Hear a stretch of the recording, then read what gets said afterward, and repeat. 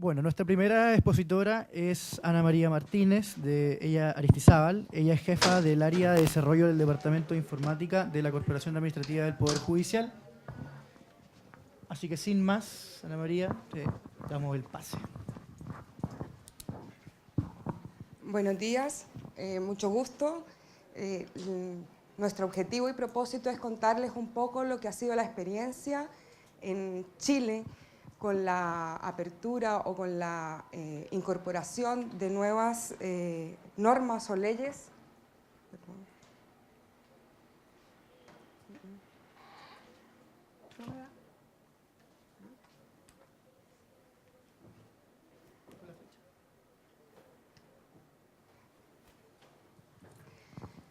Chile ha tenido varias modificaciones a las leyes, reformas en distintas competencias. Y la Corte Suprema, en compañía con lo que ha sido la Corporación Administrativa del Poder Judicial, han tomado esto como un reto que nos ha ido ayudando o nos ha hecho crecer en el camino. La primera reforma fue la reforma procesal penal. Partió en el año 2000 y terminó en el año 2005. Tuvo 5 etapas, dentro de ellas fueron 49 tribunales de juicio oral en lo penal y 91 tribunales de garantía.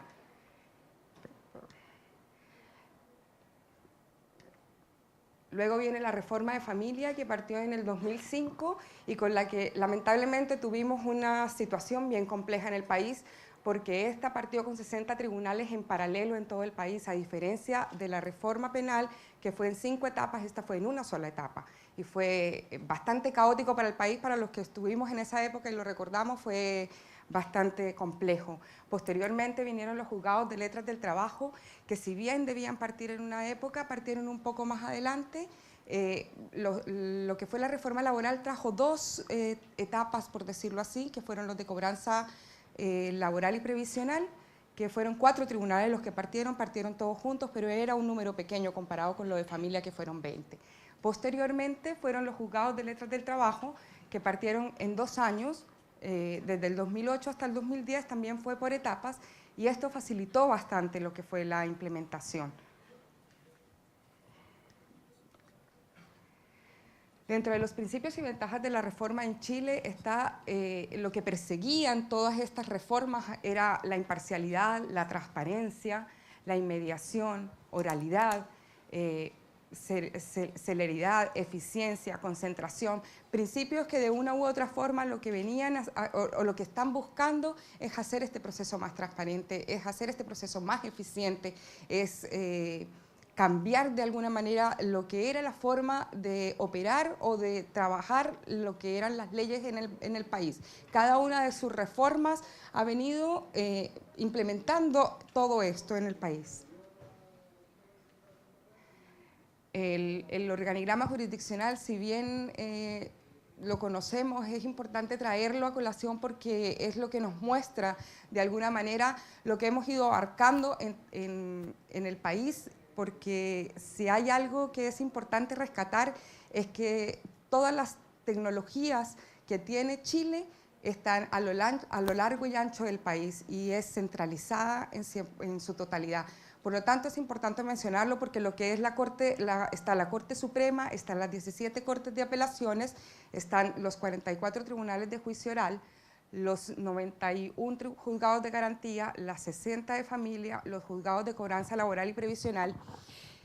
Los juzgados civiles, si bien aún no hemos tenido reforma, es importante mencionar que ellos cuentan con sistema de tramitación de causas igual. Adicionalmente, antiguamente existían 32 juzgados del crimen, hoy quedan unos pocos, pero también tienen sistema de tramitación o sistema de registro en realidad. Están los juzgados menores que han sido absorbidos por los juzgados de familia, los juzgados del trabajo que han sido absorbidos por la reforma laboral y tenemos los juzgados con competencia común y garantía y los juzgados con competencia común, que son los juzgados que existían inclusive antes de las reformas y que han sido los últimos en incorporarse a lo que es la parte tecnológica en Chile. Pero hoy en día tenemos el 98% de estos 160 tribunales aproximadamente también con sistema. Bueno, un poco para hablar de lo que ha sido los beneficios que ha traído la reforma, es que esta reforma nos permitió con su incorporación implementar sistemas de tramitación de causas para los tribunales. Antiguamente no teníamos sistemas de tramitación, sino que contábamos con sistemas de registro. ¿Cuál es la gran diferencia para que la entendamos un poco? El sistema de registro lo único era que todo lo que el funcionario, el actuario, el juez o el tribunal en general hiciera, lo iban registrando en un sistema de cualquier manera, no importaba, no era necesaria una secuencia, no era necesaria una lógica. Los sistemas de tramitación, ¿cuál es la gran diferencia que tienen con esos sistemas de registro? Es que hubo un equipo de trabajo interdisciplinario conformado por ministros, por jueces y por funcionarios de tribunales, junto con la Corporación Administrativa del Poder Judicial, que se sentaron a analizar cómo iban a funcionar estos tribunales reformados. Y lo que se hizo fue un workflow. ¿Qué es un workflow a nivel de sistema? Es algo que nos permite ir generando o hilando secuencias para llegar a un resultado final. Y eso es la gran diferencia entre un sistema de registro y un sistema de tramitación.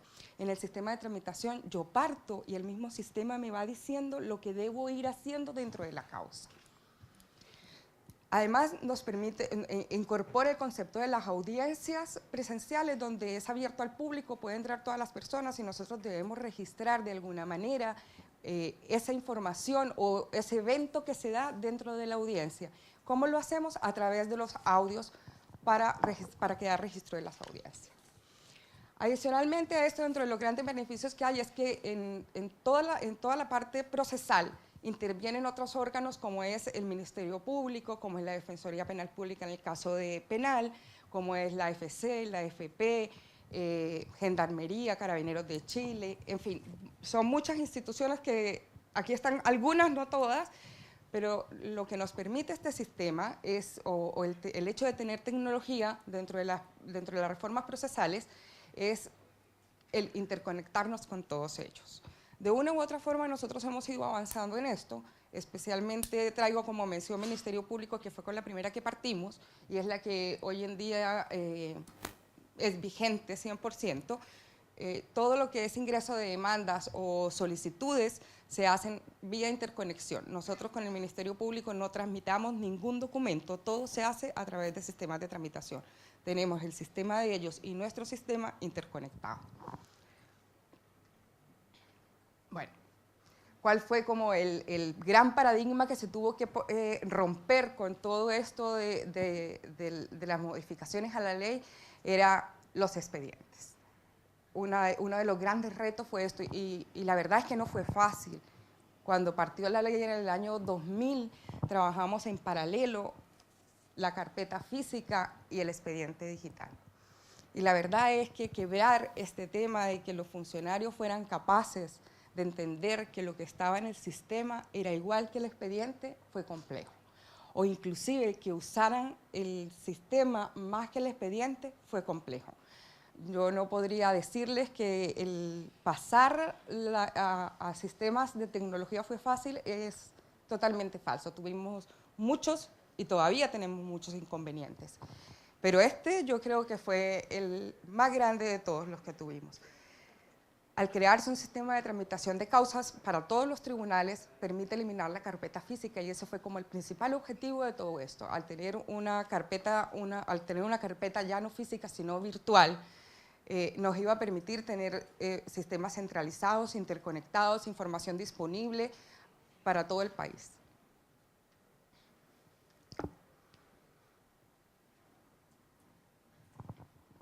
Nosotros tenemos hoy en día, los sistemas de tramitación del Poder Judicial operan como si fuese un sistema único, independiente de que tengamos el concepto de que tenemos un sistema por competencia, porque cuando uno habla de los sistemas de tramitación, habla del SIAC para garantía de tribunales orales, del CITPA para familia, del CIDLA para laboral, del CITCO para cobranza. Al final, nuestros sistemas están todos interrelacionados. ¿Eso qué quiere decir? El flujo o el workflow que tiene el sistema de acuerdo a la competencia, porque cada competencia tiene procesos diferentes. pero la información está estandarizada al interior, tenemos bases de datos diferentes, pero toda la información está estandarizada al interior. Cuando yo consulto una causa, voy a ver el documento de la demanda, voy a ver los escritos, voy a ver las diligencias, voy a ver las notificaciones de la misma manera en todos nuestros sistemas. Y lo otro importante es que los sistemas de primera instancia se comunican entre sí. ¿Cómo lo hacen? Porque yo puedo declarar las incompetencias y derivárselas al tribunal al que le corresponde. Puedo emitir exhortos y derivárselo al tribunal que le corresponde. Puedo efectuar notificaciones a través del sistema con el centro de notificaciones. Por eso lo denominamos como un sistema único. Además, las causas de primera instancia se envían a la Corte de Apelaciones segunda instancia vía sistema. Y las causas de Corte de Apelaciones a Corte Suprema o de primera instancia a Corte Suprema en el caso de la penal también se envían vía sistema. No tramitan ningún tipo de carpeta ni documento dentro del mismo Poder Judicial.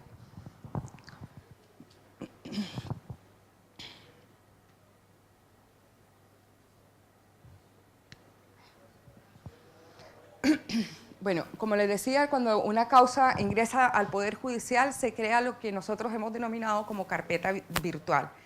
Esta puede transitar por más de una competencia, que era lo que les mencionaba ahora, permite hacer administraciones de tareas, que es lo que hemos venido hablando del concepto de workflow, permite realizar auditorías y trazabilidad de las causas, provee de un escrito de trabajo para el juez y en cualquier lugar dentro y fuera de la institución o de la red intranet del Poder Judicial.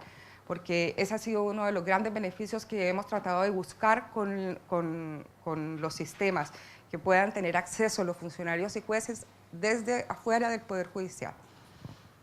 Provee de publicaciones de causas en el portal del Poder Judicial y elaboración de jurisprudencia. Esos son los grandes beneficios que nosotros hemos ido rescatando con la implementación de lo que ha sido la carpeta digital o llevar tecnologías a los sistemas judiciales.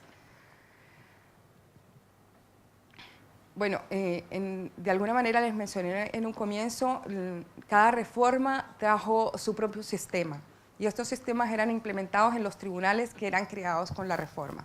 Pero los tribunales no reformados o los juzgados con más de una competencia en realidad, estos tribunales nunca inicialmente no fueron incorporados o no se les fue incorporando lo que fueron sistemas. El año pasado partimos con todo un proyecto donde la idea era que este tema de tecnología estuviese a lo largo y ancho de Chile en tribunales tanto reformados como no reformados. Y ese fue el proyecto que se hizo y nosotros lo estaríamos terminando este año. Nos quedan alrededor de 27 tribunales, 40, perdón, que todavía no tienen el sistema de tramitación incorporado, pero al 31 de diciembre estamos considerando que los 451 tribunales que tiene Chile todos tendrían sistema. ¿Cuál es la esencia de la carpeta virtual? Es que le permite llevar como la trazabilidad de una causa. Ingresa sus trámites y cuando la causa termina. Yo puedo rescatar toda esa información a través de los sistemas, obtener estadísticas y hacer gestión. Dentro de las ventajas está que el objetivo principal de los sistemas de tramitación de causas es el de apoyar a los tribunales. Ese siempre ha sido el objetivo que ha perseguido todos los sistemas. Si uno retoma cómo partió el sistema del SIAC, que es el sistema de tramitación de garantía y tribunales de juicio oral en lo penal, en realidad partió con 11 módulos, que cada módulo tenía como ciertas funciones y características y hoy en día es un sistema que tiene alrededor de 38 módulos. ¿Por qué? Porque cuando nosotros partimos o cuando se diseñó el sistema, era todo empírico, nadie sabía cómo iba a operar un tribunal, no teníamos ni idea cómo iba a funcionar un tribunal. Y en la misma experiencia y el día a día nos fue mostrando lo que el tribunal iba haciendo y nosotros éramos simplemente receptores de todas las necesidades que los tribunales tenían en ese momento. Esta comisión lo que hacía era canalizar esas necesidades de los tribunales y de ahí se generaban requerimientos para que los sistemas operaran de acuerdo a lo que los tribunales necesitaban. Y es así como hemos ido evolucionando con los sistemas. Hoy en día podríamos hablar de que la penal, que es la primera reforma que se hizo, tiene un sistema totalmente robusto, sólido, maduro, prácticamente que las mantenciones que se le hacen es bastante pocas. Uno entra a un tribunal de garantía y la documentación es mínima, el acceso a la información es todo por internet. Tenemos todavía cosas que faltan, como por ejemplo incorporar el audio de la audiencia en la misma carpeta de la causa. Ese es un reto que tenemos.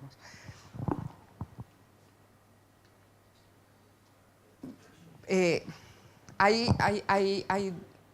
tema de seguridad lo vemos desde dos puntos de vista. Uno es la seguridad de la información, de cómo nosotros resguardamos esa información. Al principio las bases de datos eran pequeñas, no eran muy grandes, la información de alguna manera se llevaba tanto en papel como en la parte digital, hasta que en algún momento la misma Corte Suprema dijo no más papel, todo digital, y en ese momento toma mucho peso el resguardo que nosotros le damos a la información que tenemos contenida en estas bases de datos.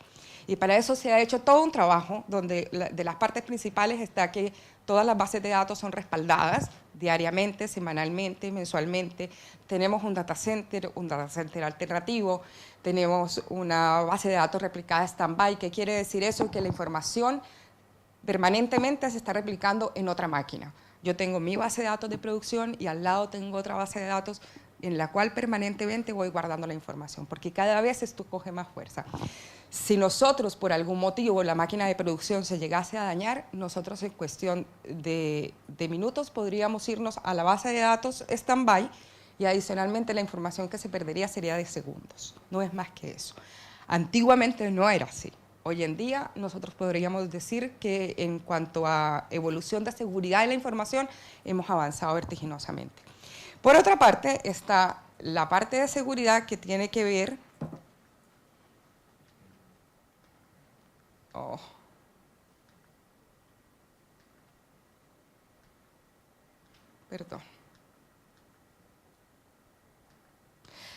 que tiene que ver con el uso de las tecnologías por parte de los funcionarios o usuarios de los tribunales. Porque todos nuestros sistemas de tramitación están conformados por una serie de auditorías que nos dicen el usuario que entró, el usuario que hizo, la IP desde donde lo hizo, y para esto se ha ido culturizando al usuario con el tema del uso de su clave digital, de su usuario y clave para poder tener acceso a la información.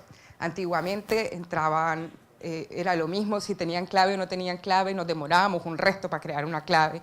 Hoy en día ese privilegio se le ha dado a los tribunales son los que crean sus propias claves, se han establecido políticas para que los funcionarios sepan qué es lo que pueden y no deben hacer con sus claves.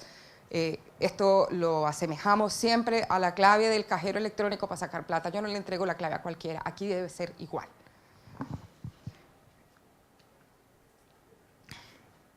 Con todo esto lo que hemos estado logrando es dar un poco más de confiabilidad a la información que estamos conteniendo nosotros. La información, damos garantía y fe de que la información no se manipula por fuera, de que es la información que realmente ingresó el usuario, el funcionario. Y además tenemos todas las auditorías que respaldan esto. En cuanto a la gestión de los tribunales, lo que podemos decir es que al tener una base de datos única para todo el país, nosotros podemos consolidar información de manera más rápida, más sólida, más expedita, de forma transparente. Y lo otro que garantizamos es que a través del portal del Poder Judicial podemos entregarle a la comunidad todo lo que es información referente a la tramitación de las causas.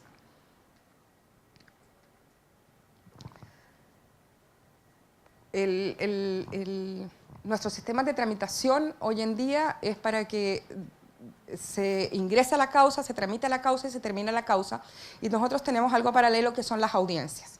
Estas audiencias, lo principal de las audiencias es que quedan respaldadas a través de los audios.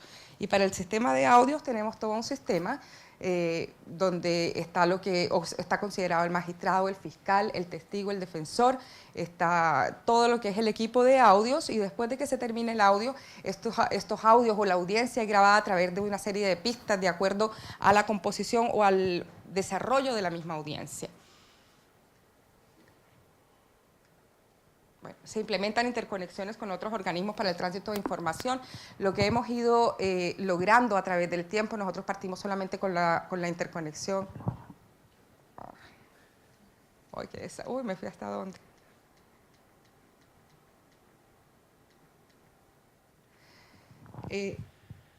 Partimos solamente con lo que fue interconexión con el Ministerio Público, Defensoría Penal Pública en un principio, pero hoy en día nuestros sistemas de tramitación cada vez están más interconectados con otras instituciones.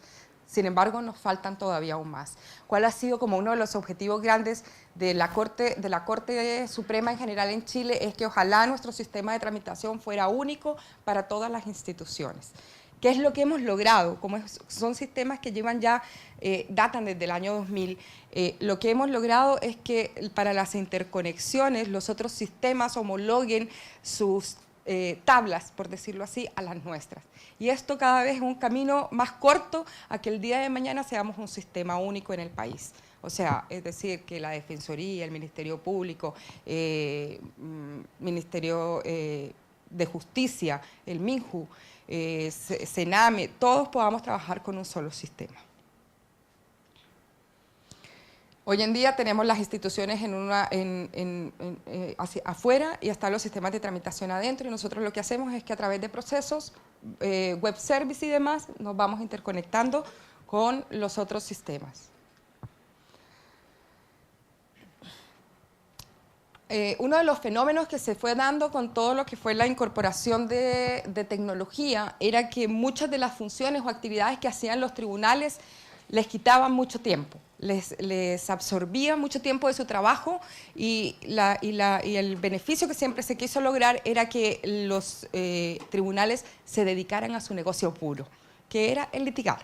¿Y qué fue el fenómeno que se fue dando? Se fueron creando áreas como fue el Centro de Control de Detención, Centros de Notificaciones, Centro de Medidas Cautelares, Centro de Atención de Asuntos de la Familia, entre otros. Son centros que lo que hacen es apoyar la labor del tribunal, que es toda esa parte operativa y mecánica que hacen los tribunales, y a través de ellos nosotros lo que hacemos con la corporación es brindarle soporte para mejorar o prestar un beneficio y que realmente el tribunal se pueda dedicar a lo que es el litigio.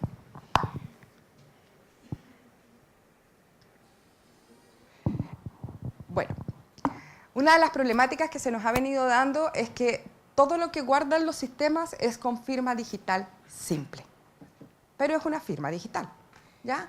Cada vez que alguien requiere un certificado, ¿qué es lo que tiene que hacer? Acercarse al tribunal, solicitar el certificado, lo imprimen, el ministro de Fe lo firma y lo trae. Y eso en realidad va en contra de los grandes principios que ha tenido toda esta reforma, como es el descongestionar los tribunales y que la comunidad tenga más acceso a la información. ¿Y qué es lo que hemos ido haciendo para subsanar esto? Es incorporar la firma digital avanzada. Inicialmente lo hemos hecho en lo que son las órdenes y contraórdenes, y dentro de los proyectos está extender la firma digital avanzada a lo que son resoluciones, escritos, diligencias, a fin de que todas estas solicitudes se puedan hacer por sistema, y como tienen la firma digital, no hay necesidad de acercarse al tribunal. Ese es uno de los grandes retos y proyectos que se tienen con la firma digital. Si yo quisiese ver lo que es el Departamento de Informática y las tecnologías de justicia, lo podríamos resumir en este cuadro. Están los sistemas de gestión corporativos, que son el Business Intelligence, que es inteligencia de negocio, que lo que hace es entregarme estadísticas y cruzarme información. Aquí no importa en qué base de datos estoy. Yo tomo todas las bases de datos y con ella puedo obtener información de ingreso de causas totales, sin importar la competencia, o sacarlas por el tipo de causa que quiero, en fin, puedo obtener cualquier tipo de información, términos de causas. Sistemas de informaciones administrativos, están los sistemas informáticos judiciales, que me voy a venir hacia abajo, porque están los centros de notificaciones, que fue de los que les mencionamos hace poco, las bases de datos de centros documentales y jurisprudencia y legislación, están los sistemas informáticos de tramitación de causa, que son las carpetas digitales, están los sistemas informáticos civiles, están los sistemas de gestión judicial de cortes de apelaciones, todos ellos se interconectan, están los de las Cortes Supremas. Está cómo soportamos toda esta gran estructura, tenemos una mesa de ayuda, tenemos un registro de audios, tenemos correo electrónico, tenemos intranet. Y por este otro lado tenemos la plataforma tecnológica, que es lo que nos soporta todo esto, y el portal web. Hoy en día todo lo que nosotros hacemos en los tribunales es publicado en la página web del Poder Judicial. esto ya de alguna vez. ¿Cuáles son los problemas que hemos tenido que enfrentar? El cambio cultural, yo creo que ha sido el más atingente, implantación de nuevos sistemas que implicaban mayores destrezas. Yo lo pongo como ejemplo, cuando nosotros partimos, eran muy pocos tribunales los que tenían algún tipo de equipo computacional, que no le podíamos llamar un PC, porque eran terminales brutas, terminales remotas, que lo que hacían era tener un link hacia la base de datos, pero no hacían absolutamente nada a su interior. Y con todo esto hizo que las personas tuviesen que tener o requerir mayores destrezas para poder utilizarlas. Implementación de nuevos procesos que rompían los paradigmas que existían. Lo mencioné en un principio. Antiguamente los tribunales registraban información, no tenía que tener una secuencia lógica, y con esto que hicimos hay que conocer bien el proceso legal, lo que dice la ley, para poder tramitar la causa correctamente en el sistema. Pero el sistema además le da a uno una ayuda porque lo va guiando de cuáles son los pasos o las etapas que siguen. Y lo otro era el conocimiento de la parte procesal. ¿A dónde tengo que apuntar? ¿Allá o acá? ¿Cómo enfrentamos estos problemas? Que es una de las grandes cosas que hicimos, fue capacitación, tanto en la parte procesal como en el uso de los sistemas, en el clima laboral y en la resistencia al cambio. Se dieron nuevos equipos de apoyo a la gestión de los tribunales, no solamente eran los PCs, sino que también fueron escáner, videoconferencias, grabadoras, Dragon Speak, entre otros. El Dragon Speak, cuento y menciono, está como piloto hoy en algunos tribunales, y la idea es que para el próximo año se va a extender a todos los tribunales del país. Formulación de monitores en los tribunales. Los sistemas iban cambiando tan rápidamente porque los requerimientos eran tantos y nosotros hacíamos cambios de versiones permanentes y constantes, capacitar a la plataforma, a los usuarios, era muy complejo. Entonces lo que se hizo fue que para poderlo enfrentar se tomaron monitores de cada tribunal, y a estos monitores era a los que se enfocaban el entregarles la capacitación de lo que se estaba modificando dentro del sistema, y ellos eran los encargados de replicarlo en sus tribunales. Esto se hizo en el año 2005 en la parte penal, en el año 2009 lo hicimos en familia y hoy lo estamos haciendo en civiles. Otra de las cosas que se hizo fue el fortalecimiento de la mesa de ayuda. Había una mesa de ayuda más pequeña, se incorporaron más personas, se capacitaron estas personas. La idea es que este equipo de trabajo es el que atiende todas las necesidades de todos los tribunales del país. Adicionalmente a eso se incorporó, se implementó un sistema de tramitación, un sistema para toma de requerimientos que se hacían, y este sistema es lo que nosotros llamamos o denominamos MAU-Web. Yo les voy a hablar un poco de lo que fue la evolución en estos 10 años, desde el año 2000 que partió la reforma, la primera reforma que fue la penal, a hoy. Hace 10 años existían 370 tribunales, hoy tenemos 451 tribunales. El Poder Judicial contaba con 5.188 funcionarios con acceso a los sistemas. Hoy en día son 11.745 funcionarios con acceso a los sistemas. Se administraban 700 equipos computacionales aproximadamente hace 10 años, y hoy tenemos 12.000 equipos computacionales distribuidos a lo largo y ancho de Chile. En el año 2000 manejábamos aproximadamente 0,5 teras de información, hoy manejamos más de 20 teras de información, y este es uno de los problemas más grandes que tenemos hoy en día en el Poder Judicial. Evolución de la tecnología. Inicialmente, ayer eran archivos planos, hoy son bases de datos relacionadas. Nosotros contamos con nuestra plataforma toda base de datos Oracle. Es una estructura, antes era una estructura de datos, hoy tenemos modelamiento de datos. La información era jerárquica, hoy la información es relacionada. Antiguamente trabajábamos con COBOL, hoy es Java Full Web. Teníamos lo que llamamos terminales remotas, hoy tenemos PC y notebook. Antiguamente era solo intranet y no podíamos salir de la red interna del Poder Judicial, Hoy salimos de la red del Poder Judicial a través de VPN o Portal Seguro. Antiguamente solamente 4 regiones tenían enlace. Hoy las 17 regiones del país cuentan con enlace. No existía un data center con estándares internacionales. Hoy contamos con un data center y el que no era estándar hoy es nuestro data center alternativo. Teníamos sistema de registro, era un sistema de registro de información, lo que nosotros le llamábamos a las carpetas. Hoy es un sistema de tramitación de causa. Para que toda esta plataforma tecnológica opere y funcione, hay que definitivamente apelar a estándares altos. El data center es algo que era absolutamente necesario, no teníamos presupuesto en un principio, se peleó y se peleó hasta que lo logramos.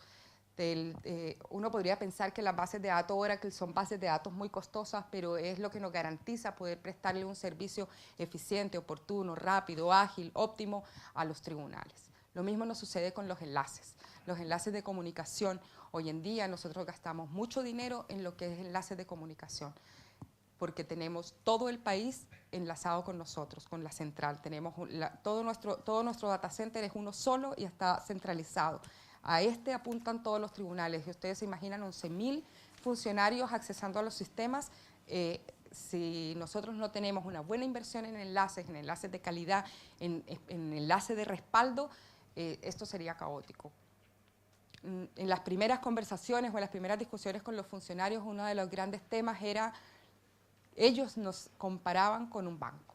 Yo voy a un cajero y el cajero es ingresar la tarjeta, mi clave y automáticamente me entrega la plata. Yo acceso a un cajero en cuestión de segundos. Y era lo que los tribunales esperaban de nuestros sistemas. Todo el tiempo la comparación que ellos han hecho con nosotros. Y la verdad es que el esfuerzo que se ha hecho para lograr algo de esto ha sido bastante grande. Estamos lejos, pero cada vez nos acercamos más. Los sistemas de tramitación de causa, nosotros hoy en día de tramitación tenemos el sistema de Corte Suprema, el sistema de Corte de Apelaciones, Garantía, Familia, Cobranza Laboral, Civil, el Centro de Justicia, el Centro de Notificaciones, perdón, y cantidad de tribunales implementados son 685, pero yo aclaro algo, porque son 451 tribunales. Lo que pasa es que a los juzgados de letras les hemos incorporado los sistemas, y recuerden que los juzgados de letras tienen más de una competencia. Entonces, por eso este número se abulta. Cantidad de tribunales por implementar, nos faltarían 45 tribunales en el país. Usuarios del sistema son 7.658 usuarios. Usuarios indirectos son 1.264 y usuarios capacitados en el 2010, 5.535. Este número se nos repite permanentemente. Nosotros estamos dando capacitación constante en los sistemas de tramitación. Los tamaños de nuestras bases de datos. Si yo sumo, tengo 13,45 teras de información en mis solas bases de datos productivas. Y como les decía, tengo stand-by y tengo replicada la información. Es mucho más de 20 teras de información lo que nosotros manejamos hoy, comparado con 0,5 antiguos. Tenemos transacciones, se hacen alrededor de 1.843.000 transacciones. Tenemos que la cantidad de documentos son de 94 millones en nuestras bases de datos. Ninguna base de datos hoy en día maneja esa cantidad de documentos. Nosotros, les mencioné hace un momento, es nuestro gran problema hoy. ¿Por qué? Porque uno dice, los bancos hacen muchas más transacciones, sí es cierto, pero los bancos no archivan o no guardan en sus bases de datos documentos. Nosotros sí. Y esto está creciendo exponencialmente. Hoy en día, nosotros podríamos pensar que la performance de nuestras aplicaciones se está disminuyendo o se está mermando debido al tamaño de nuestras bases de datos y a la cantidad de documentos que almacenamos. Y en todas nuestras investigaciones no hay ninguna otra institución con esta problemática que nosotros tenemos hoy. Cantidad de requerimientos que se nos hacen para los sistemas, estamos hablando de 433.000 requerimientos en el tiempo que llevamos de la reforma. Requerimientos pendientes a la fecha 2.256, mantenciones realizadas a los sistemas en este año que va, 510 mantenciones. Entonces, como para que nos hagamos una idea de la carga o de la gestión que se hace en el Departamento de Informática. El portal del Poder Judicial. Nosotros nosotros desde septiembre a diciembre del 2010 teníamos 1.282.000 visitas a nuestro portal, que el número de visitas son 3.433.000, porque una persona entra a varias cosas a la vez.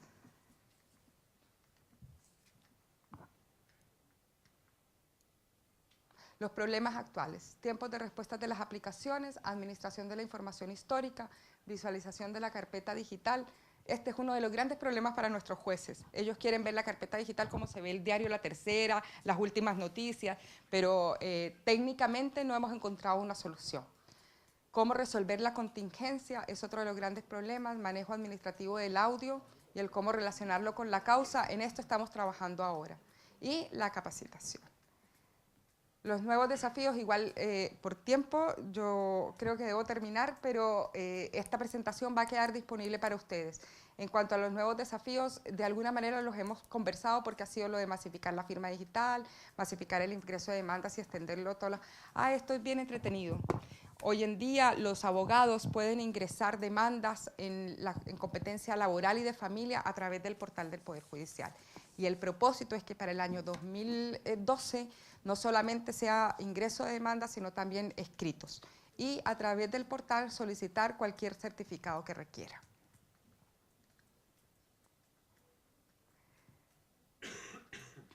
Las causas, la única competencia que no permite ver las causas libremente en el portal es familia, por el tema de la reserva del menor o de la familia como tal. Pero todos los demás se puede acceder sin ningún problema. Y este es el portal del Poder Judicial, para que los invito a que lo conozcan y lo vean cuando tengan tiempo. Muchas gracias.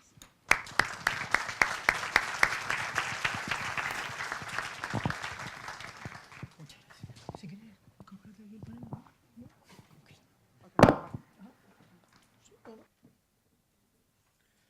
Gracias. Bueno, muchas gracias, Ana María, por la experiencia del Poder Judicial chileno.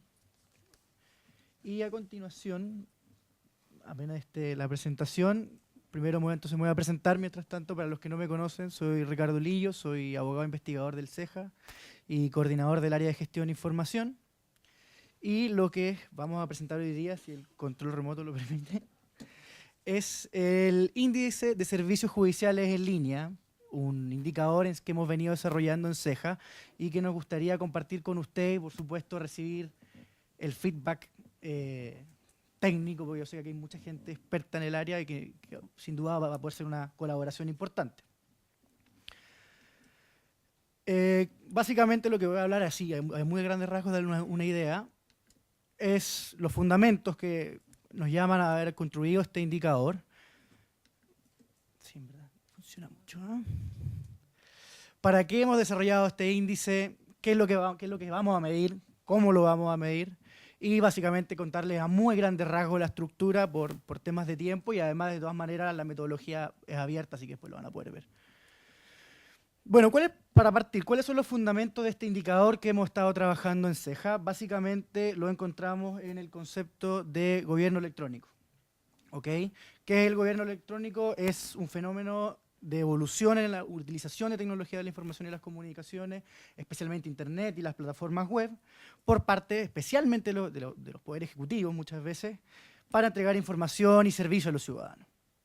De hecho, Naciones Unidas lo ha definido señalando que el gobierno electrónico busca volver la interacción entre el gobierno y los ciudadanos, entre el gobierno y las empresas privadas, y con otras agencias públicas más amistosa, conveniente, transparente y económica. Para entender un poco lo que es este fenómeno del gobierno electrónico, más allá de los conceptos, creo que es conveniente, poner un ejemplo. Para nuestro ejemplo, quisimos utilizar un ciudadano común y corriente con un trámite particular. Por ejemplo, la necesidad de declarar sus impuestos. ¿Qué tenía que hacer Homero Simpson, en este caso, antiguamente o antes de esta evolución del uso de tecnología? Básicamente, primero contratar a un señor como ese, un contador para los que no ven bien, llenar un formulario extenso como ese y posteriormente hacer una fila como esa que se fue, Y hoy en día es mucho más simple, basta que Homero Simpson entre y ingrese, en el caso chileno, y se lo explico a nuestros amigos extranjeros, el sitio web del Servicio de Impuestos Internos en Chile y hacer todo por internet con un par de clics. De hecho, hasta el servicio te hace una propuesta de declaración de impuestos. O sea, ese ejemplo creo que ilustra bastante bien de lo que estamos hablando. Luego, algunas características muy generales del gobierno electrónico. En primer lugar, nace a fines de los 90, como fenómeno de incorporación de tecnología dentro de los servicios que entrega el Estado a los ciudadanos para apoyar esta entrega de los servicios, y surge o a partir del movimiento privado, especialmente del comercio electrónico, que empezó utilizando tecnologías para brindar servicios de manera previa. Ha tenido una gran expansión a nivel mundial, principalmente por la disminución de costos de infraestructura tecnológica, la aparición de fenómenos como las redes sociales, etc. Y básicamente refleja el aprovechamiento de la tecnología para brindar servicios 24 horas del día, 7 días de la semana. Algo que es muy interesante destacar de este fenómeno, o del concepto de gobierno electrónico, es que lo que se promueve, ahí sí, no es una mera renovación de equipamiento tecnológico, cambiar de año a año el computador, sino que lo que se promueve es una verdadera transformación del Estado y sus procesos, colocar el foco en la ciudadanía y utilizar las herramientas tecnológicas como una forma real y concreta de poner el foco en el ciudadano. En ese sentido, el gobierno electrónico no es un fin en sí mismo, es instrumental y requiere la revisión y el rediseño de los procesos. Y eso es lo que buscamos destacar.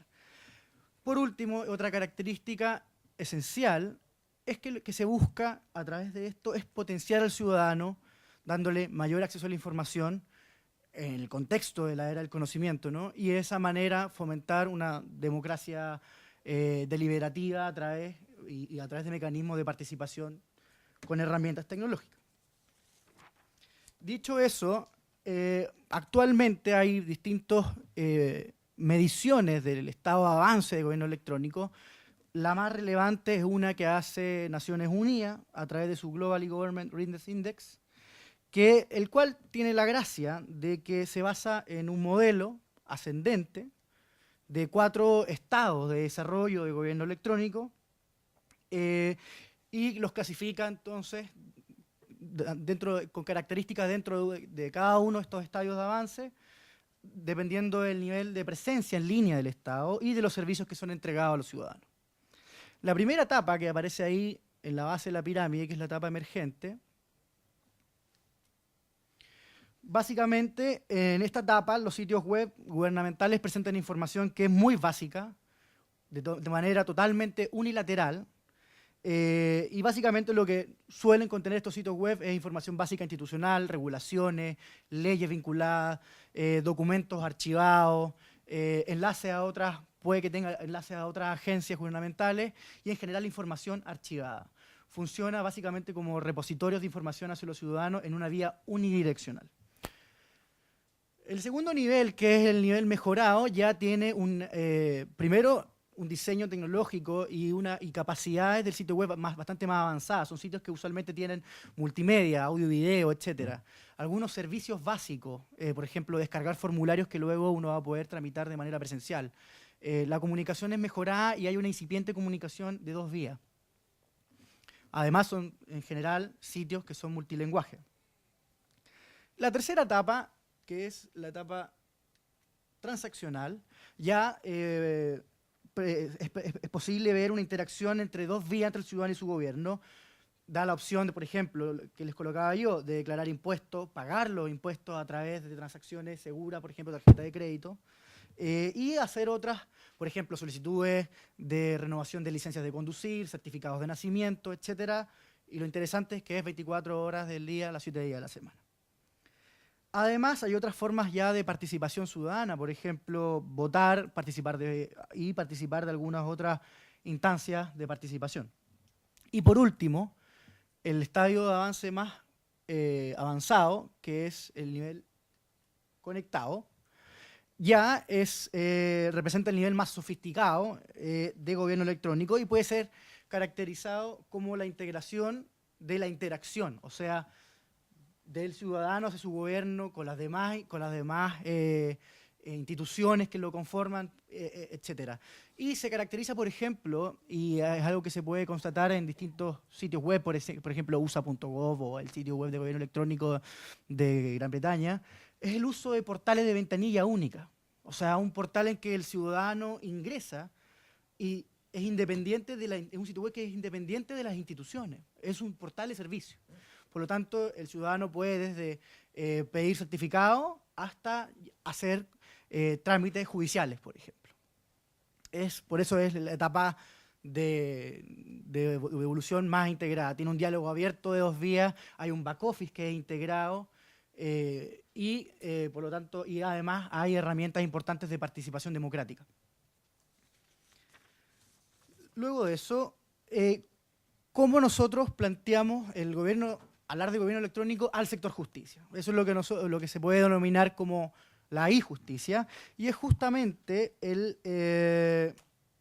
promover, a ver si me ayuda esto, la relación entre la justicia y la ciudadanía, entre las instituciones del sector justicia, entre las instituciones del sector justicia y de otras instituciones gubernamentales, y así como con el mundo privado, hacer una relación que sea más fluida, más transparente, más eficiente y con un marcado énfasis en universalizar el acceso y la entrega de servicios.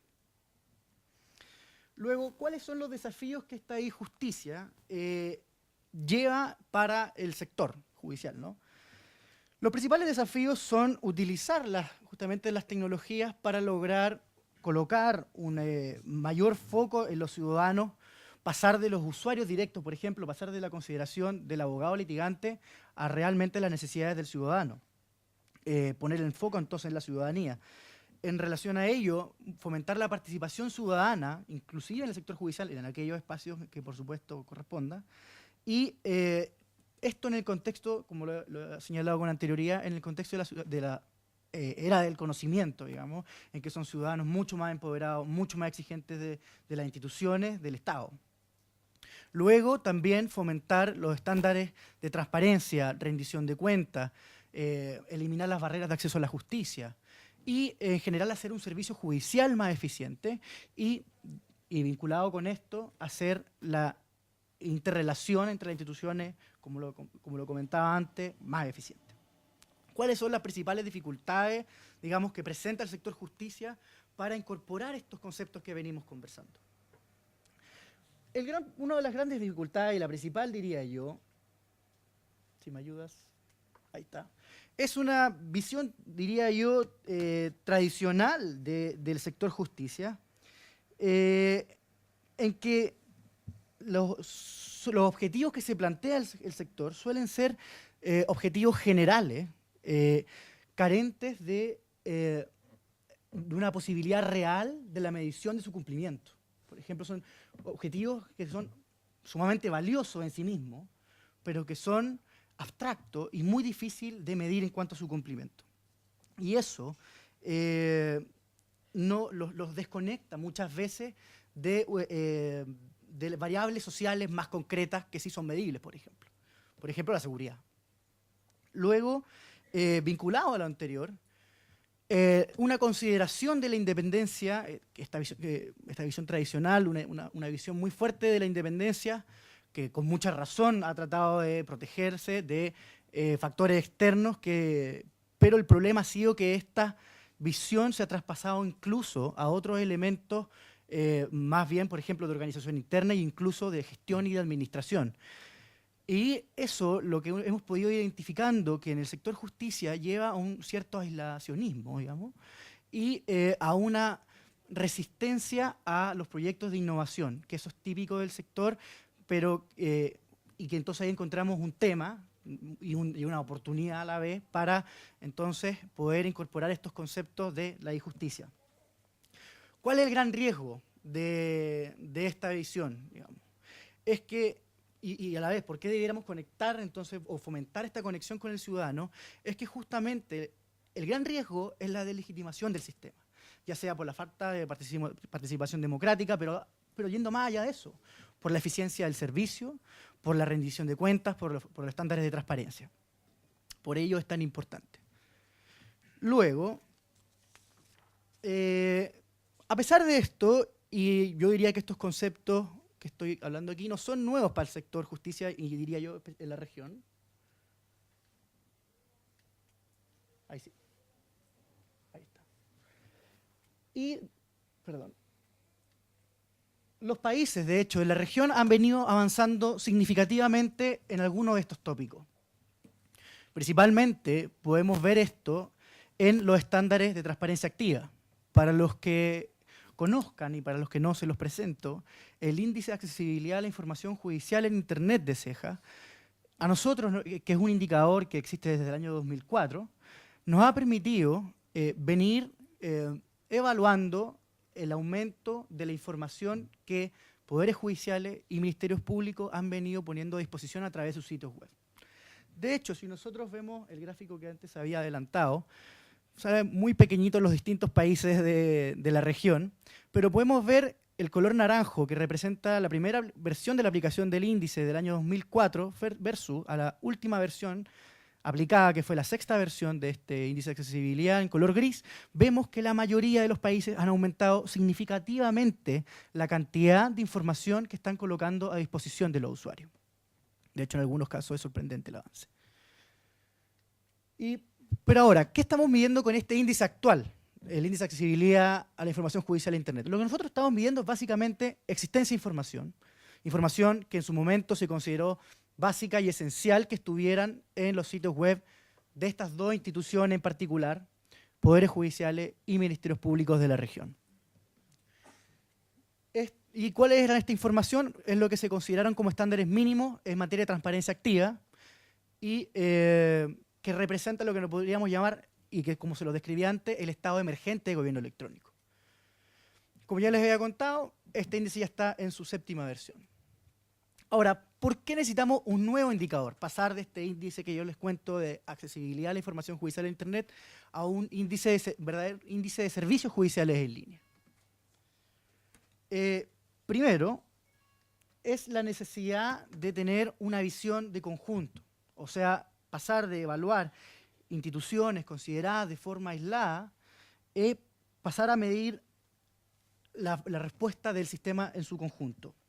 Además, promover un cambio en la forma en que las instituciones del sector se relacionan con el ciudadano, promover un back office integrado, y todo esto a través ya sea de mejorar el acceso a la información, de pasar de los conceptos simplemente de rendición de cuenta a la consideración del ciudadano, inclusive más allá del usuario técnico.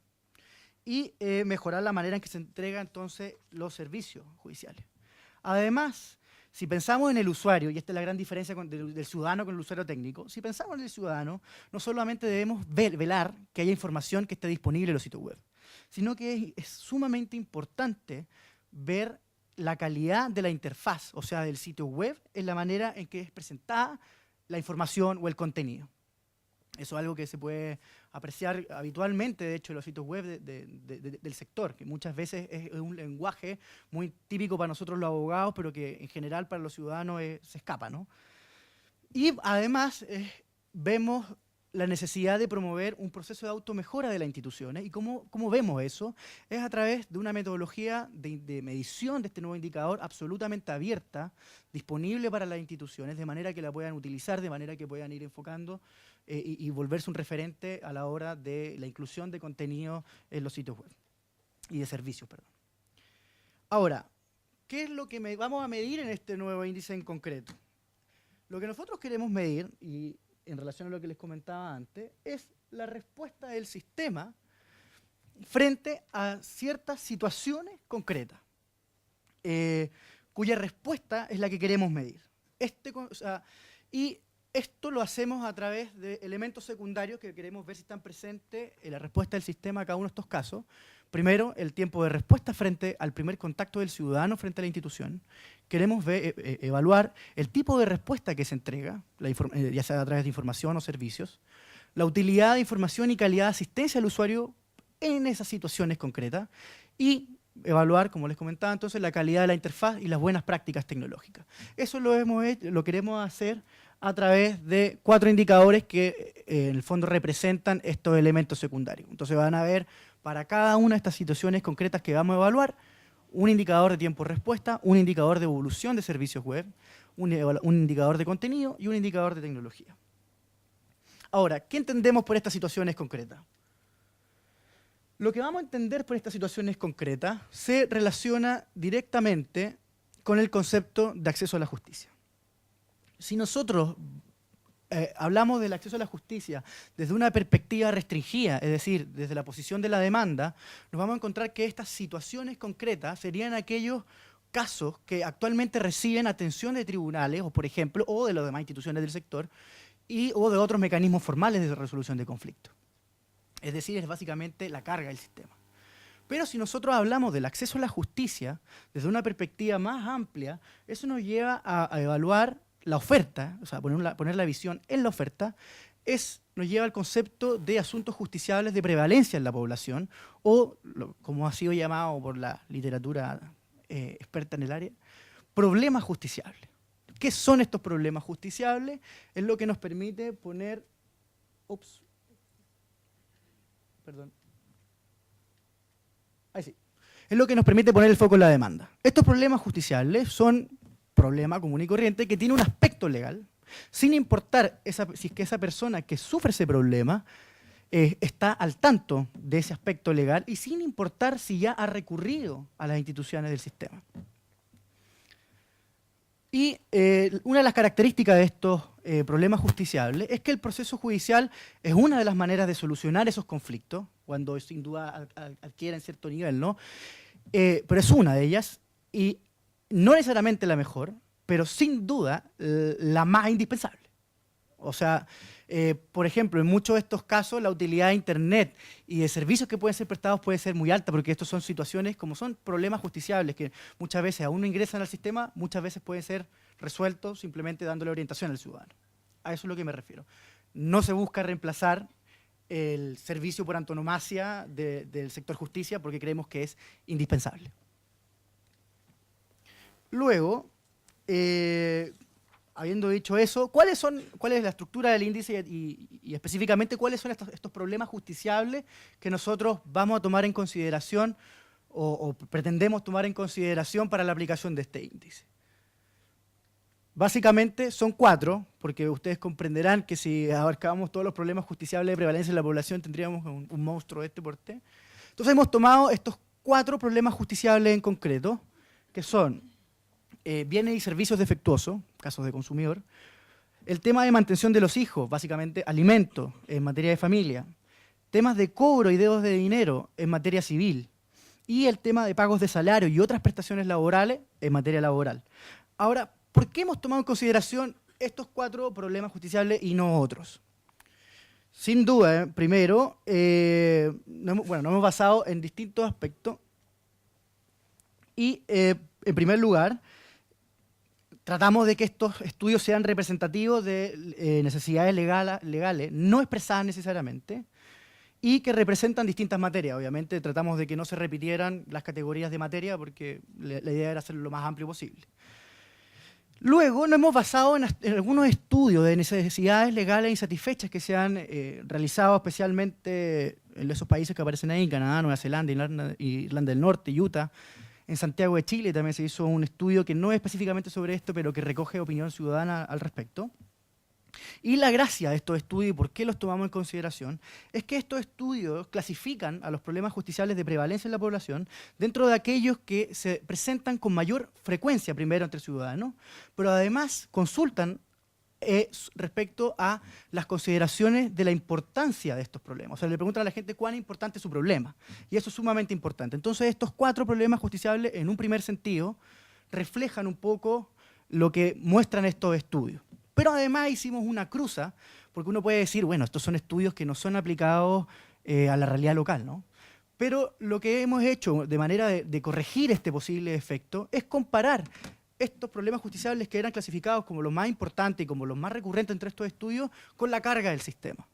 Y efectivamente, si uno ve la carga del sistema al menos yo he revisado algunos casos de Chile y también estuve revisando algunos casos de Costa Rica, uno puede ver que, por ejemplo, dentro de las distintas materias, el tema de alimento y de pensión alimenticia tiene un ingreso total sumamente alto. Por ejemplo, en el caso chileno, el año 2009, del total de casos ingresados a tribunales de familia, alimento tenía más del 30% del total, mayor a violencia intrafamiliar, que tenía un 20%, y a causa de anulación, separación y divorcio, que tenían un 12,34%. Así, por ejemplo, las causas de cobro, especialmente de pagarés, por ejemplo, en materia civil, representan aproximadamente el 60% de la carga de juzgados civiles. En la jurisdicción laboral, el cobro por el pago de remuneraciones, hora extra, descanso, etcétera, concentran prácticamente también el 60% de la carga del sistema. Eso en el caso chileno. En el caso, por ejemplo, de Costa Rica, tienen tribunales de familia, y aquí Katia me puede ayudar también, pero también tienen tribunales especiales para pensión alimenticia. Y la carga aproximada del año 2009 de tribunales de familia en Costa Rica fue de 24.000 y los tribunales de pensión alimenticia fueron 23.000. Entonces uno puede ver también la correlación entre estos problemas justiciables y la carga del sistema, porque obviamente nuestro foco de apoyo son las instituciones del sector justicia.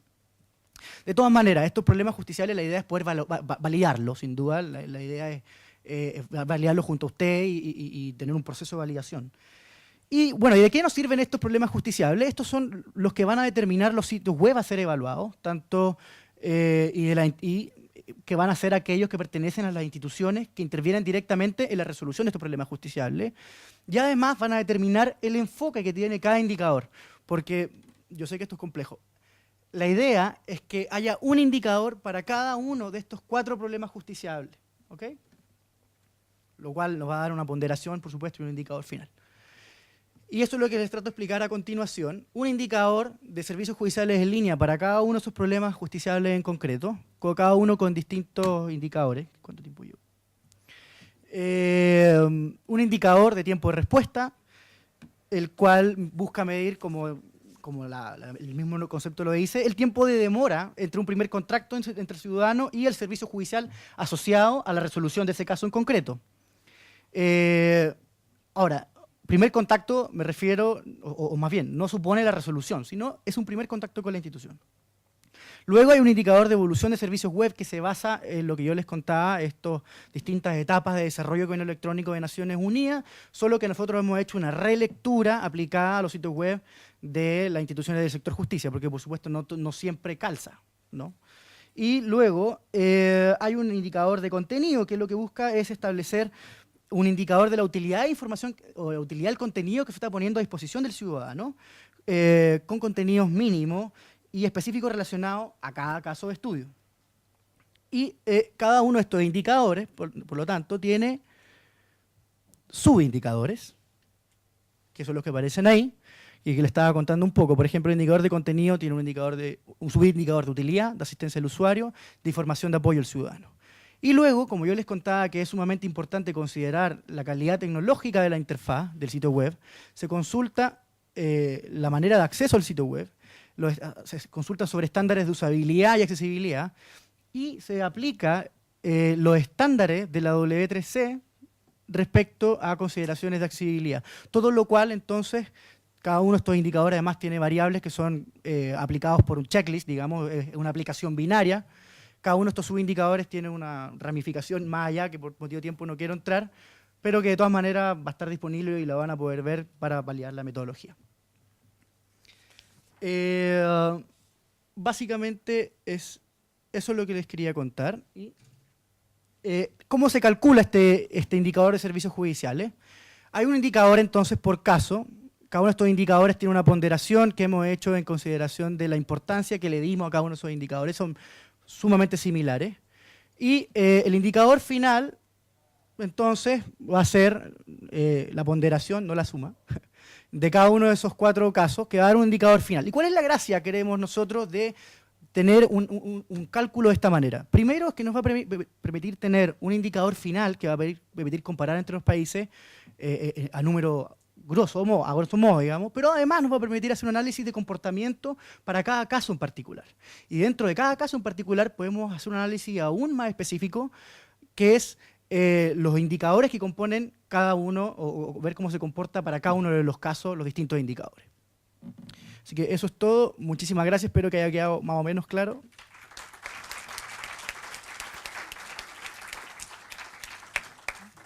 Bueno, y a continuación vamos a hacer una ronda de preguntas. Yo las voy a ir anotando, de todas maneras, tanto para mí como para Ana María. Vamos a pasar un micrófono. Aquí está.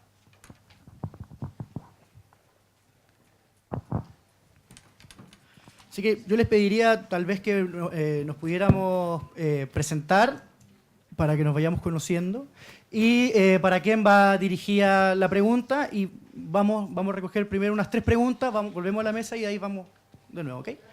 Entonces, está absolutamente abierta la palabra para quien quiera preguntar a cualquiera de nosotros. Por ahí. Buenos días, mi nombre es Rosemary Cornejo del Banco Mundial. Felicitarlos por la presentación. Este es un tema que se encuentra en la mesa de muchos sistemas de justicia de los países de la región, en discusión, en debate, buscando soluciones. Tenía una pregunta, ¿no? La parte de la interoperabilidad, creo, es un poco el siguiente paso, ¿no? Porque como ustedes bien dijeron, todos estos años hemos estado trabajando en incorporar nuevas tecnologías que faciliten el acceso al ciudadano. Pero ¿cómo han tenido alguna estrategia para manejar el tema de la interoperabilidad entre las instituciones, dado que más de una institución participa para poder completar el proceso, ¿no? O sea, digamos, cada uno toma una partecita del proceso y, bueno, pero toda esta información en conjunto es la que requiere el ciudadano. Entonces, ¿cómo es que han tomado la estrategia? ¿Han tenido algún tipo de coordinación previa? ¿Han tomado políticas comunes? ¿No? Porque, por ejemplo, en España hemos estado tomando conocimiento, nos hemos estado informando y allá han tenido un proceso largo de maduración para poder tener esta interoperabilidad ya más madura y con instrumentos normativos comunes a más de una institución del sector justicia, ¿no? Entonces, más o menos, ¿cómo ustedes lo han pensado hacer? Gracias. Por acá.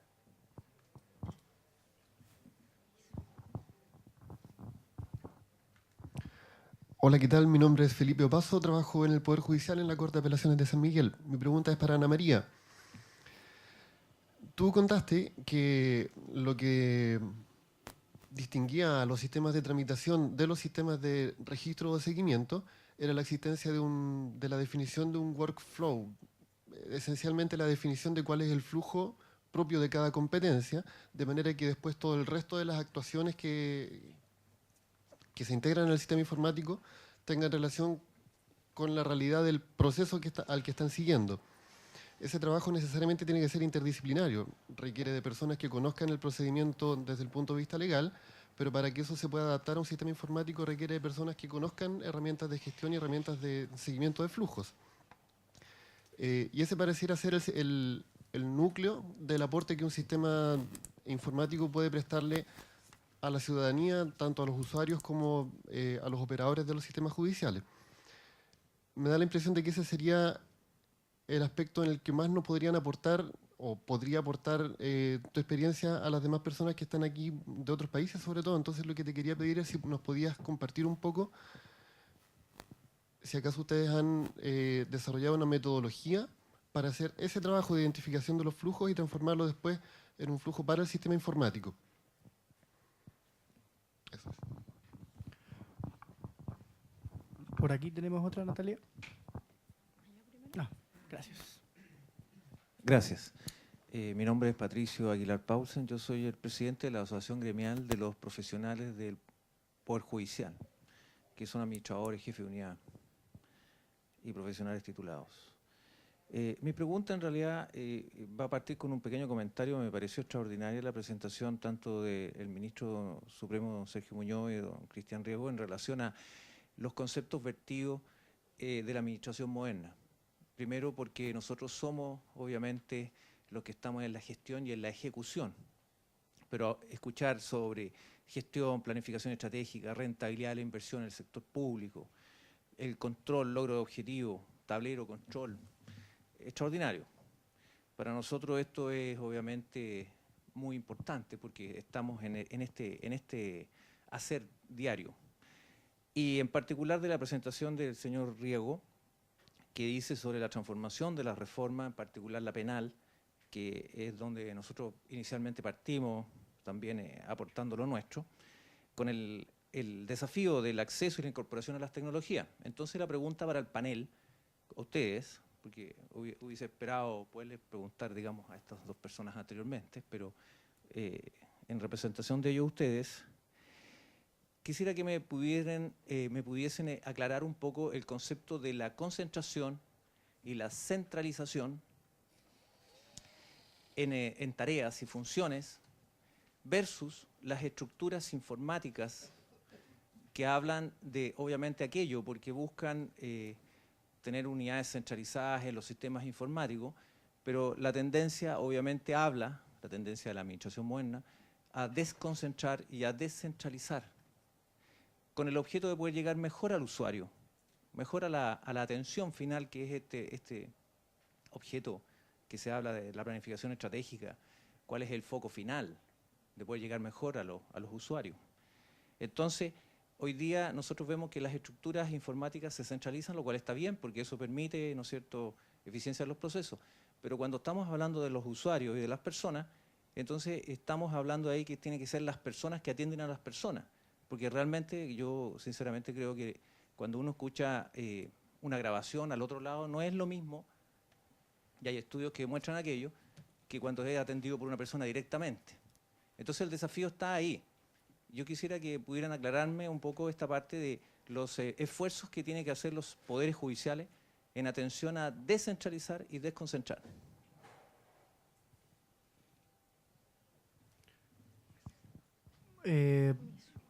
¿Alguien más o pasamos directamente? Buenos días, mi nombre es Ezio Rubín, soy especialista en tecnología de información, trabajo en un proyecto justamente de mejora de servicios de justicia en Perú. Tenía dos preguntas para Ana María, ¿no? Una relacionada que todo este tema de gestión de procesos, con los avances que han tenido ustedes, obviamente asumo que ya los procesos tienen un mejor control y el ciudadano puede tener, digamos, en cualquier momento información de cómo van sus procesos, ¿no? Pero hay un tema interno, digamos, ¿no? Los procesos judiciales dependen, para que sean resueltos, fundamentalmente del conocimiento, el expertise o las capacidades que tienen las personas que participan en cada una de estas actividades que forman un workflow, ¿no? Entonces, muchas veces las entidades tienen bastantes limitaciones para capacitar a su personal, ¿no? Y es poco probable que Justicia tenga presupuestos suficientes como para que capacite permanentemente a su personal, ¿no? Entonces, la consulta era, ¿qué tanto este desarrollo tecnológico que ha tenido el sistema judicial de Chile ha incluido aspectos de gestión de conocimiento, ¿no? Lo clásico es, por ejemplo, de que los jueces de provincias que están más alejados, cuando se le presentan un caso determinado, comienzan a hacer una evaluación de jurisprudencia, antecedentes, y hacen un trabajo que realmente puede ser innecesario si se tuviera un repositorio de información, de datos bien clasificado.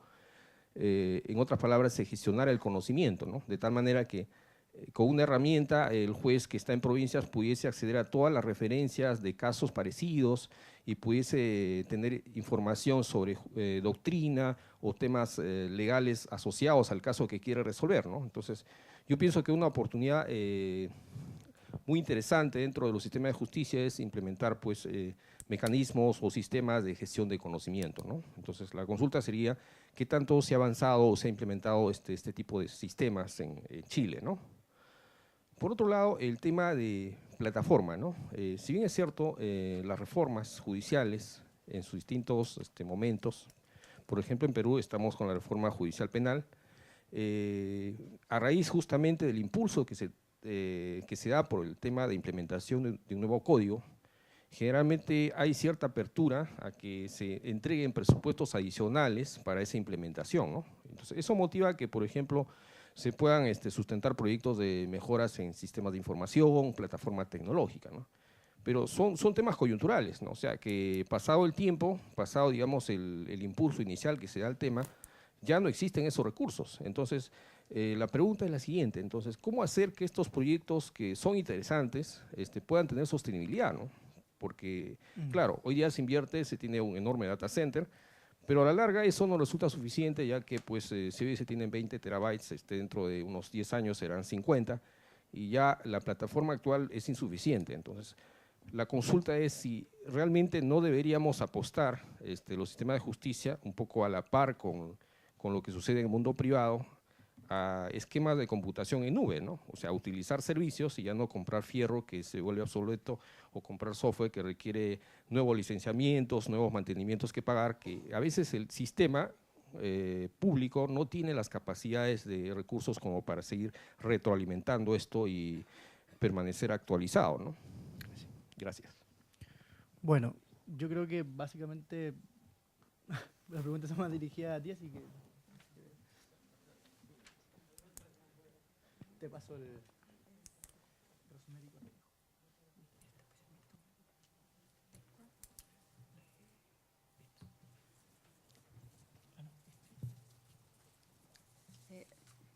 Bueno, le respondo primero a Rosemary. A ver, el tema de la interoperabilidad no es fácil. Yo cuento como experiencia, cuando partimos con la reforma procesal penal en Santiago, era la 5ª etapa, fue en el año 2005 y había partido en el 2000, que se generó una mesa de trabajo donde trabajó Ministerio Público, Defensoría Penal Pública, Gendarmería, Carabineros de Chile, el Ministerio de Justicia, nosotros, el Poder Judicial, y esta mesa perseguía de alguna manera esta interoperabilidad. No me voy a enfocar solo al tema tecnológico, porque yo creo que la interoperabilidad es transversal. En aquella oportunidad era optimizar los recursos, se generaban coyunturas y cuellos de botellas en los procesos que se tenían que establecer me voy al tema puntual de los controles de detención, para trasladar los imputados, para recepcionar los imputados, para que los defensores pudiesen verlo. Se generó el famoso Centro de Control de Detención, de ahí nació el Centro de Control de Detención, de esta mesa de trabajo, y posteriormente, y esto ha operado y ha funcionado de esa manera, y nosotros a nivel de sistema lo que hemos hecho ha sido prestarle servicio a las otras unidades. Gendarmería ve toda la agenda de imputados a través de nuestro sistema, pero ha sido como la forma, Defensoría Penal Pública, para ver la agenda de las audiencias que hay, entra en nuestro sistema, Ministerio Público no entra, sino que nosotros le entregamos la información, y ha sido como la forma de trabajar. Hablo del año 2005. Posteriormente, con cada institución de manera aislada se han ido generando lo que son los autos acordados. Autos acordados firmados entre las instituciones. Por lo general han sido dos instituciones, o sea, bilateral, una institución con nosotros, pero hoy en día nosotros tenemos alrededor de unos 20, 25 autos acordados firmados con instituciones, donde lo que se hace es justamente llegar a convenios o acuerdos para que la información navegue de manera transparente dentro de los sistemas, que no haya manipulación, que no haya intervención humana en el manejo de la información. Para esto, una de las cosas que se ha hecho es como estandarizar nuestros modelos de datos en cuanto a información de tabla. Pero más que eso, la verdad es que no se ha trascendido. Una de las apuestas del Poder Judicial es tener un sistema único para todas las instituciones. Y creo que a medida que hemos hecho estos convenios o estos acuerdos o estos autos acordados, hemos logrado avances, pero nos falta un camino largo. Es un camino largo. En ese camino estamos. Pero yo creo que la apuesta del Poder Judicial es justamente esa, es que sea un sistema único para toda la parte de justicia. Al final, ¿dónde nacen las causas? En el Poder Judicial. Entonces, de ahí debería emanar toda la información. Por ejemplo, hoy en día nosotros le entregamos mucha información a otras instituciones, pero el origen de la información es justamente el Poder Judicial. Entonces, creemos que si la fuente es esta debería entregarle a todas las instituciones. Ahora pasa por un tema de tiempo y presupuesto, obviamente, pero hacia allá es la tendencia. ¿Sí? Gracias. Felipe Opaso. Felipe Opaso, por aquí, sí. Bueno, te cuento que esto ha sido el implementar los sistemas o definir los sistemas. No ha sido un proceso fácil. Partimos en el año 99 cuando surgió la reforma y partía en el año 2000 en los sistemas de tramitación de causa para los juzgados penales. La verdad es que en ese momento se hizo una comisión de trabajo. Esta comisión estaba conformada por ministros de la Corte Suprema, Corte de Apelaciones, jueces del crimen en aquella época y personas de la Corporación Administrativa del Poder Judicial. ¿Y cuál fue la experiencia? La experiencia fue que esta mesa interdisciplinaria opinaba con respecto a la ley que estaba siendo aprobada, porque ni siquiera había sido aprobada, estaba siendo aprobada. Fue un imaginarse o suponerse o pensar en cómo iba a operar uno de estos tribunales, porque en realidad no había nada. Y fue un error bastante grande, porque un año después estábamos haciendo el rediseño del sistema de tramitación de causas. Para los que vivimos esa experiencia y nos acordamos, fue empezar de cero, volver a hacer el sistema de tramitación. Y la verdad es que la experiencia fue bastante valiosa porque fue después la cama para todo lo que vino. Y en ese momento lo que se hizo fue afinar mucho lo que era la parte, lo que realmente traía la reforma, porque la reforma no era solamente este workflow para litigar. Traía administradores de tribunales que no existían antes, traía jefe de unidad de causa, jefe de unidad de servicios. Entonces era tener una visión de un tribunal que era una empresa. Ese fue como al final, la esencia del verdadero cambio de la reforma penal, o sea, de las reformas en general. Era estructurar un tribunal como una empresa. Antiguamente, si uno va a los tribunales antiguos, el juez era dueño, amo y señor del universo. Y aquí, en esta reforma, le dicen al juez, usted es dueño, amo y señor de la ley, pero su casa la va a administrar otra persona. Y aprender eso y pensar que en la comisión estaban ministros de Corte Suprema, de Corte de Apelaciones y jueces del antiguo sistema, quebrar esto fue difícil. Y creo que fue el avance más grande que se tuvo. Y cuando esto se logró, pudimos sacar un sistema que realmente le prestara apoyo a esa parte administrativa que traían los tribunales. Y ese fue como el mayor valor agregado que tuvo equivocarnos. Fue aprender con error, pero se aprendió. Y hoy en día yo te diría que las comisiones de trabajo que se han establecido o formado se establecen con metodologías de trabajo. Nosotros manejamos mucho los casos de uso, que es para imaginarnos justamente cómo operan los tribunales, pensar en las formas de trabajar, pensar en cómo debería ser el workflow, analizar esa situación. Y con los casos de uso, que es la metodología que se utiliza, es la que nos ha llevado hoy en día a los casos de éxitos que hemos tenido. Y la que nos ha garantizado un sistema que al momento de partir ya no es que tengamos que deshacer el sistema completo y partir de cero, sino que se le hacen ajustes o mejoras porque ninguna competencia es igual a otra. Y entonces al final esto fue la metodología que hemos utilizado, que en el mundo informático es como bastante conocida, que son todo lo que es casos de uso. Pero ese ha sido como en realidad nuestra metodología de trabajo y una comisión interdisciplinaria. En las primeras, por ejemplo, no participaron funcionarios. En las segundas y en las que han habido a partir de ese momento, participan funcionarios de los tribunales. Y eso también es un valor agregado bastante considerable.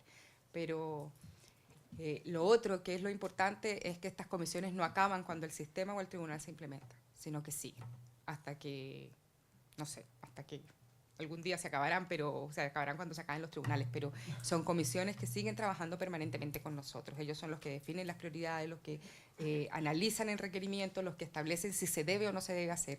Yo simplemente, o el Departamento de Informática simplemente es el área que gestiona, pero no definimos nada, absolutamente nada. Si mucho recomendamos, sugerimos, planteamos, exponemos, porque al final somos transversales a todos los sistemas y podemos contar las experiencias que han habido en otros, pero no tomamos definiciones. O sea, nosotros las tomamos, no las hacemos. Eso es como lo que puedo contar de nuestra experiencia. Bueno, la verdad que estamos muy cortitos de tiempo. Te pediría si de repente puedes tomar una más. De todas maneras vamos a estar todo el día, así que podemos después, de todas maneras, retomar las preguntas que no queden ahora, pero en honor al tiempo y a respetar su café, que lo está esperando. No sé si podría hacer como muy rapidito tal vez una más o... Okay. Mira, Patricio, tú eres de la casa, te voy a dejar después, voy a atender a Roberto, que es de Perú, en visita. Mira, nosotros con respecto a la gestión del conocimiento, Roberto, la verdad es que hemos hecho muchas cosas y una de ellas es el centro documental. El centro documental lo que hace es jurisprudencia, justamente de todas las resoluciones que se dictan de las sentencias hace jurisprudencia y establece jurisprudencia. Y un proyecto nuevo del año 2011 fue la virtualización de la biblioteca. La biblioteca para nosotros hoy en día es una biblioteca virtual, donde todo lo que son libros, lo que son normas, lo que son leyes, están todas digitalizadas y con acceso a todos los funcionarios, jueces y ministros de la Corte del Poder Judicial. ¿En qué consiste? Que tú puedes ver el libro digitalmente en el portal de la intranet. Eso ha sido como los dos grandes logros en el tema de jurisprudencia, pues, de la gestión del conocimiento. Bueno, muchas gracias por la participación, por la atención. Y ahora tenemos un café, 10 minutos más, volvemos a las 11:20. Muchas gracias.